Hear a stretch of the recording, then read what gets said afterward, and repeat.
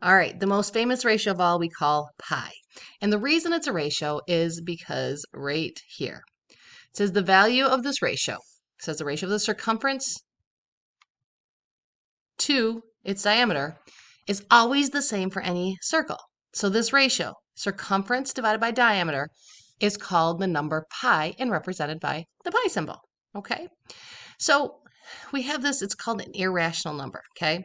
Notice here we have pi is approximately equal to 3.14, okay? So where it comes from, it doesn't really matter. But if you take any circle, okay, doesn't matter how little or how big that you make it. Now they have to be perfect circles, not like the ones I just drew. But if you measure their circumference, right, which is the distance around the outside, and you divide it by the diameter, that's a distance across the circle through the center, it always works out to be this number here. Approximately 3.14159, so on and so on and so on. It's a number that never ends, okay? So we have these approximations, 3.14 or 22/7. On our calculators, we have a button that is the exact number, the pi button, okay? And so that's what I'm going to suggest you use. So it says the ratios of the circumference to the diameter and pi or it's pi to 1 are equal. Don't worry about that. But the circumference of a circle equals pi times the diameter, okay? And this right here is the formula we're using. The circumference, capital C, equals pi times the diameter, okay? Or a lot of times you're going to see it written as circumference equals, well, just pi times d, right? We're not going to put that dot in there. So it says the following circles are not drawn to scale. That means this is really not 21 centimeters. We want to find the circumference of each circle, okay? So remember, to find the circumference of this first circle here, we are going to take circumference equals pi times the diameter. And this is what I was saying before, is we have to be careful that we know the diameter. The diameter is the distance all the way across. Okay, so in this case, it's 21. So I literally can just go pi times 21. Now, let's talk about this. Hint for your homework. We don't, when it's written like this, we would write it as the 21 first and then the pi symbol, okay? This right here, this is an exact answer. When a question asks for an exact answer, you leave the pi symbol there. Because remember, pi, we approximate it as 3.14 or 22/7, but it goes on and on forever. It's in, what we call an irrational number. There's no repeating, and it just goes on forever. So as soon as we multiply by pi and get a number, it's an approximation. So if they ask for the exact answer, you just leave the pi symbol in it, times the diameter. That's it, okay? If we wanted to approximate this, okay, that's when you'd grab a calculator, or, you'd go C is 21 times pi. You would go like 21 times 3.14, okay, or hit that pi key, all right? But what's going to happen is it's going to be approximately equal to 65.97344 ... That's why I say as soon as you multiply by pi, you have to round. And a lot of times I'll tell you to round to like the nearest hundredth or something. So remember, if I said to round this to the nearest hundredth, there's our 7. We look to the 3 behind it. Does the 3 tell us to stay at 7 or move up to 8? Stay at 7. So this is approximately equal to, there's my approximate sign, 65.97 centimeters. That's the circumference. That's the distance around the outside, okay? We're going to do a few more examples, but we could have done the same for each of these, okay? All right, so let's look at the next example. All right, the next example talks about the radius of a paper plate. And what I want you to notice is that both of these actually are the same question. What is different is in this part. We want to use 3.14 as an approximation, or here, well, it says to the nearest tenth, but here it says use the pi button. Okay, so let's see kind of the difference. So the radius, if you get a little confused, draw a picture. It's okay if it's not great, because obviously my circle isn't. And it says the radius is 11.7. Now, when we want to find circumference, circumference equals pi times the diameter. Do I have the diameter here? No. Remember, the diameter and the radius have a relationship. Well, that didn't work out so well. If I wanted to find the diameter, remember, if this is 11.7, diameter is just twice or 2 times that, right? 2 times 11.7, okay?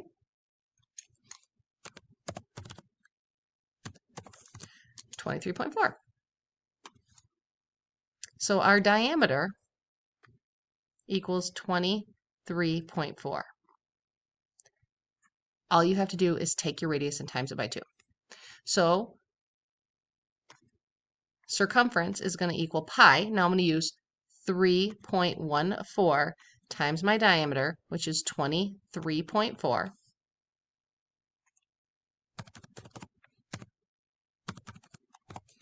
And I get 73.476.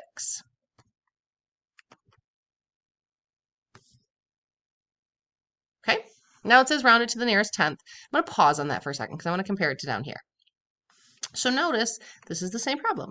We're still talking about the radius, and it tells us 11.7. So we know again our diameter is going to be 23.4. And this time we want to use the pi button. So our circumference is going to equal the pi button times 23.4. So on my calculator here, the pi button's right here. Now, if you can't find it on your calculator, let me know. I'll help you out with it. But we take the pi button, there's a pi irrational number, and we times it by 23.4.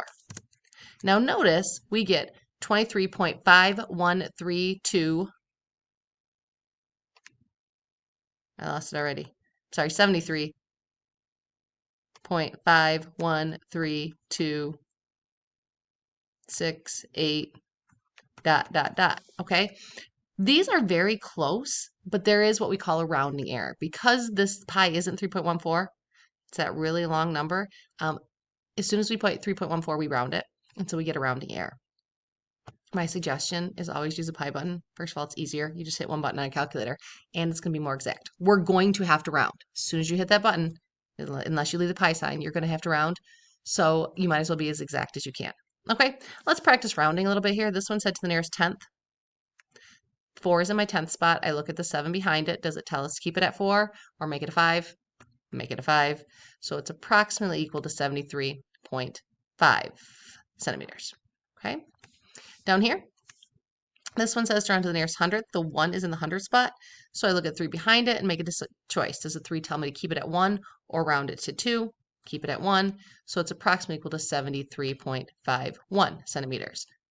Seriously, basically the same thing. Okay, they're both rounded. This is a little bit closer to the exact answer. Okay, all right. Now let's get into a semicircle. A semicircle is half a circle. Okay, so it says find the perimeter of this shape. Well, perimeter, remember, we need circumference. So as soon as you're dealing with the perimeter of a circle, we're going to deal circumference. And our formula for circumference is pi times the diameter. All right. The figure below is the shape of a semicircle. Okay. Tells us right here that our diameter, if this was a complete circle, right? Squint, pretend that's a complete circle. The diameter is a distance across it going through the center. So in this case, our diameter is 8. So I'm going to be equal pi times 8. Okay. Now, when I do that though, that is going to give me the distance of this all the way around and this down here. Oh, sorry. And this down here. Don't even try to imagine. That was just bad. Okay. It's going to be just the distance all the way around it. But I don't want the whole distance. I only want half of it, right? I only want from here to here.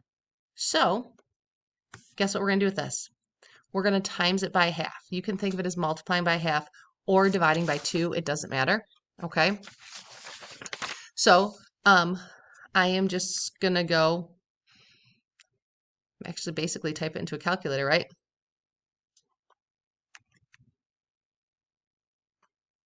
Remember, multiplying by half is the same thing as dividing by 2.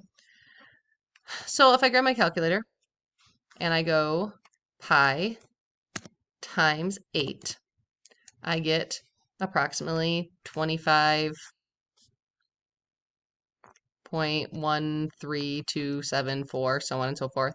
And then I can just divide that by 2. And it's going to give me approximately equal to 12.5663, right?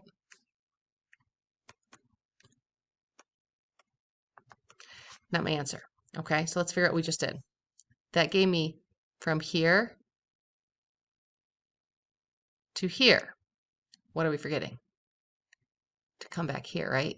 So I have to add 8 onto that. Okay, so keep in mind what perimeter means. Perimeter, circumference, it's always the distance around the outside. And when I come up with this 12.5663, that's from here to here. That's not the total distance around the outside. We have to add that 8 on. Okay, so we get an answer of about, I'm going to say 20.57, okay, if I round it. And this is in meters, okay? Just add that together and round it, all right? So, big thing, greatest ratio of all, that's pi. And it helps us find our circumference. The circumference is just pi times the diameter. So a couple reminders. Make sure the question gives you diameter. If it gives you radius, multiply that by 2. Make sure if you have an interesting looking shape like this and it asks you to find the perimeter, that you don't forget that you have to add on the straight pieces as well. The notes just kind of finish up here with some vocabulary that we talked about at the beginning. So keep this as a reference point. If you forget what these words mean, you just have to look into your notes.